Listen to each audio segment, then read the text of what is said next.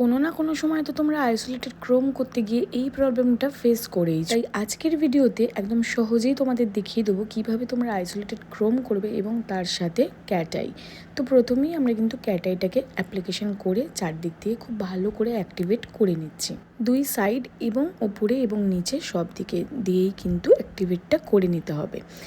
এরপরে এটাকে 60 second cure করে নিতে হবে। এরপরে সারফেসটাকে পুরো ম্যাট করে নিতে হবে একটা ম্যাট টপ কোটের সাহায্যে। এবং এখানে আমি Russian matte top coat use করেছি সিলসের, যেটা কিনা খুবই ভালো এবং এটা ইউজ করলে কিন্তু বাফ করতে হয় না। তবুও যেহেতু অনেক ক্লায়েন্টই একটু ভুলভাল করে হাতটা ল্যাম্পে দিয়ে রাখে বা এদিক বা ওদিক একটুখানি যদি সাইড হয়ে থাকে, সেক্ষেত্রে প্রবলেম এটাই হয় যে সেই জায়গাটা ঠিকঠাক কিওর হয় না এবং ম্যাট টপ কোট ঠিকঠাক কিওর না হলে ওখানে কিন্তু ক্রোমটা লেগে যাওয়ার চান্সেস থাকে।